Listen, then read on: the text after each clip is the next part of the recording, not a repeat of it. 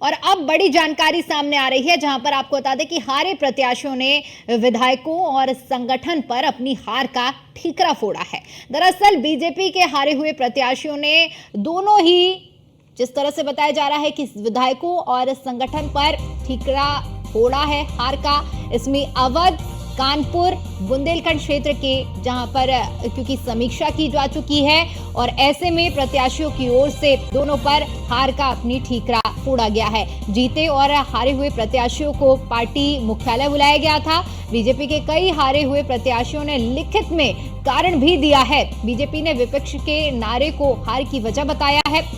संविधान बदलने और आरक्षण खत्म करने के लिए जो नारे लगाए गए थे, इससे बहुत बड़ा डेंट पहुंचा है, ये कहना है हारे हुए प्रत्याशियों का। और प्रत्याशियों ने खुद की वजह को सिरे से नकार दिया है। तो ये बड़ी जानकारी सामने आ रही है, क्योंकि इस बार लोकसभा चुनाव में उत्तर प्रदेश के लिहाज से अगर हम बात करते हैं तो बहुत ही बड़ा डेंट इस बार बीजेपी को यूपी में पहुंचा है और लगातार समीक्षा की जा रही है। एक बार फिर से अपने सहयोगी एसके वाजपेयी का रुख करते हैं। एसके, क्योंकि देखिए जिस तरह से अभी आप भी जिक्र कर रहे थे कि समीक्षा हो रही है और कुछ ऐसे सांसद रहे हैं, जो प्रत्याशी रहे हैं, जिन्हें बुलाया गया है और उनसे हार की वजह के बारे में चर्चा की गई है। लेकिन जो बड़ी वजह सामने आ रही है कि ज्यादातर हारे हुए प्रत्याशियों की ओर से एक तो संविधान बचाओ के नारे को लेकर बात सामने आई है, दूसरा संगठन और विधायकों को लेकर भी उन्होंने अपनी हार का ठीकरा उन पर फोड़ा है।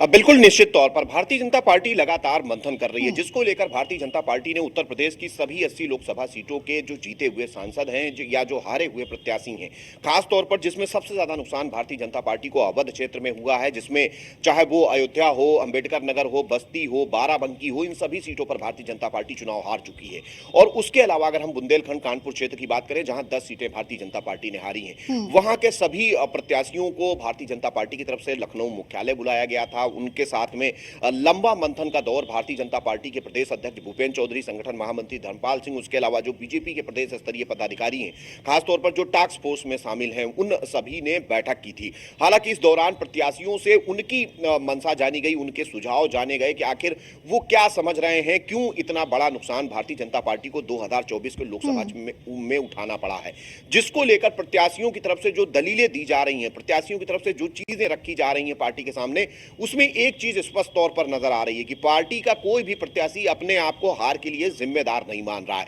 ज्यादातर प्रत्याशी कह रहे हैं कि उनकी कोई अलोकप्रियता नहीं है, वो लोगों के बीच में लोकप्रिय थे, लेकिन बावजूद इसके जो वो कारण बता रहे हैं, वो कारण कह रहे हैं कि उनके साथ पार्टी के जो पदाधिकारी थे, उन्होंने भीतरघात किया, मंच पर साथ नजर आए, लेकिन लोगों के बीच जाकर उनके लिए प्रचार नहीं किया, बल्कि उनका विरोध किया। उसके अलावा जिस तरीके से विपक्ष ने एक प्रचार का दौर चलाया, जिसमें संविधान खत्म करने और आरक्षण खत्म करने जैसी बात जो निकल कर सामने आई, इसको लोगों ने कहीं न कहीं काफी गंभीरता से लिया और यही एक वजह रही कि भारतीय जनता पार्टी को खासा नुकसान उठाना पड़ा। उसके अलावा उनका यह भी कहना है कि पार्टी के जो बहुत सारे नेता थे, जो ये कहते थे कि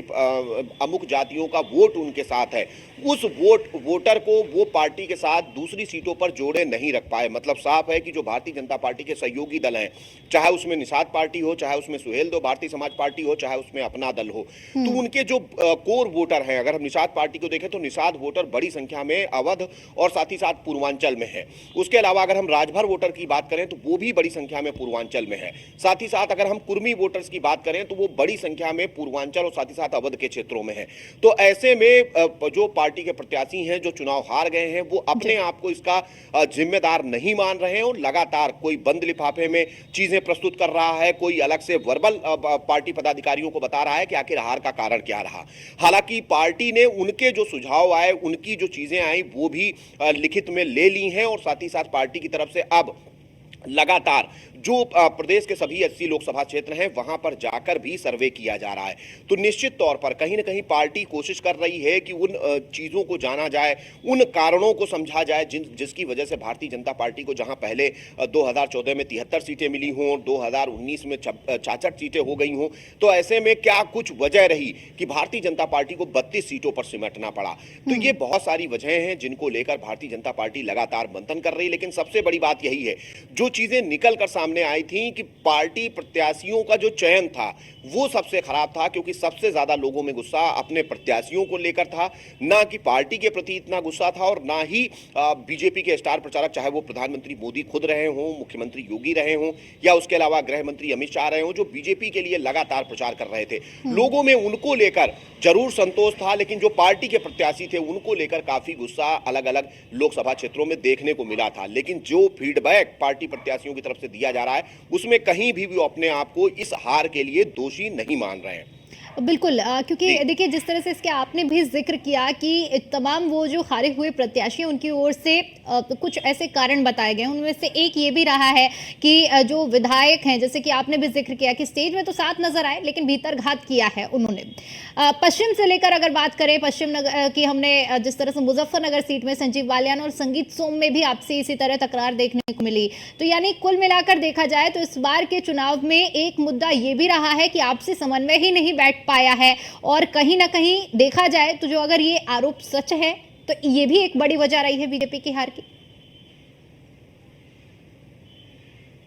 बिल्कुल निश्चित तौर पर, क्योंकि अलग अलग सीटों पर अलग अलग कारण हैं, लेकिन जो सबसे बड़ा कारण, जब हम लगातार लोकसभा चुनाव में एक एक लोकसभा सीट पर जा रहे थे, वहां के लोगों से बात कर रहे थे, तो सबसे बड़ी चीज जो निकल कर आई थी वो ये थी कि भारतीय जनता पार्टी के ज्यादातर जो सांसद हैं वो सिटिंग थे। 2014 में भी वो सांसद रहे, 2019 में भी सांसद रहे, जब मोदी की लहर चल रही थी तो चुनाव तो जीत गए, लेकिन लोगों के बीच जाकर काम नहीं किया, लोगों की बात नहीं सुनी, क्षेत्र में समय नहीं दिया, और यही एक वजह रही कि लोगों में उनको लेकर खासा गुस्सा था। हालांकि विपक्ष की तरफ से जो प्रचार किया गया, चाहे वो संविधान खत्म करने को लेकर रहा हो या उसके अलावा जो आरक्षण को लेकर सवाल उठाए जा रहे थे विपक्ष की तरफ से, इन चीजों को भी लोगों ने गंभीरता से लिया है। लेकिन सबसे बड़ा मुद्दा था भारतीय जनता पार्टी का प्रत्याशी चयन, और खास तौर पर प्रत्याशियों को लेकर लोगों के बीच नाराजगी, जिनको सबसे बड़ी बात यही थी कि प्रत्याशी क्षेत्र में समय नहीं दे रहे थे, लोगों की बात नहीं सुन रहे थे, लोगों के बीच नहीं जा रहे थे, ज्यादातर उनका समय दिल्ली या दूसरी जगहों पर बीत रहा था। इसको लेकर लोगों में